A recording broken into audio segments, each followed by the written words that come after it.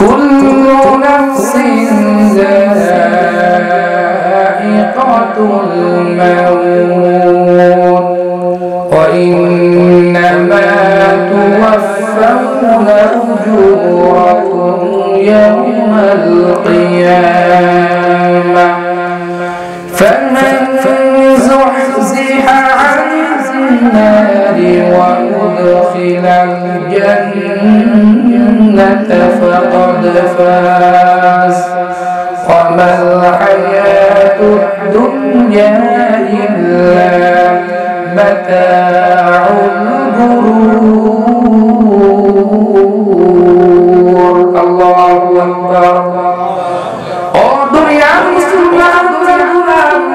আল্লাহ জাল্লা শানুহু ওয়া আম্মা নাওয়াতুহু মুহাররামুল কারীমের মাধ্যমে সমস্ত উম্মতি মুহাম্মাদকে মেসেজ দান করতেছেন, কুল্লু নাফসিন যায়িকাতুল মাউত। দুনিয়ার মধ্যে যারাই জান নিয়ে প্রাণ নিয়ে জন্মগ্রহণ করবে, জানদার প্রাণী অথবা মানুষ যারাই হোক না কেন, অবশ্যই জানওয়ালা প্রাণওয়ালা মানুষদেরকে অবশ্যই মৃত্যুর স্বাদ আস্বাদন করতে হবে। এজন্য শায়র কবিগণ কবিতার ভাষায় বলেছেন, মাউতু কাসিন কুল্লু নাসিন শারিবু, মাউতু কাসিন কুল্লু নাসিন শারিবু, কবর বাইতিন কুল্লু নাসিন দাখিলু, কবর বাইতিন কুল্লু নাসিন দাখিলু। মৃত্যুর পেয়ালা, মৃত্যুর শরবত এমন একটি শরবত যে মানুষ জীবন নিয়ে যখন জন্মগ্রহণ করবে, ওই ব্যক্তিকে মৃত্যুর পেয়ালা অবশ্যই পান করতে হবে। এবং কবর এমন একটি ঘর, যেই ঘরে প্রত্যেকটি মানুষকেই প্রবেশ করতে হবে, যেই ঘরে প্রত্যেক মানুষকেই প্রবেশ করতে হবে, সেই ঘরটার নাম হলো কবর।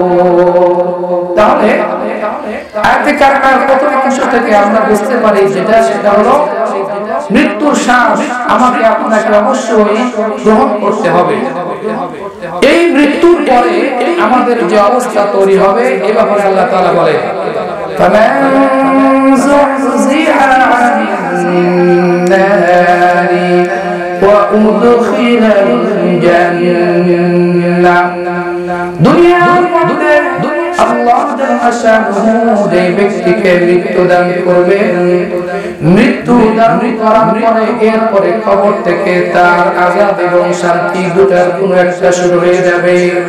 তো আল্লাহ তাআলা বলেন, ফামান যুহজিহা আনিন নার, মৃত্যুর পরে যেই মানুষটিকে জাহান্নামের আগুন থেকে দূরে রাখা হবে, এবং উদখিলাল জান্নাহ, এবং যে মানুষটিকে জান্নাতের মধ্যে প্রবেশ করানো হবে, ফাকাদ ফাজ, ওই ব্যক্তি হলো সবচেয়ে বড় সফলতা অর্জনকারী, সেই ব্যক্তি হবে সবচেয়ে বড় সফলতা।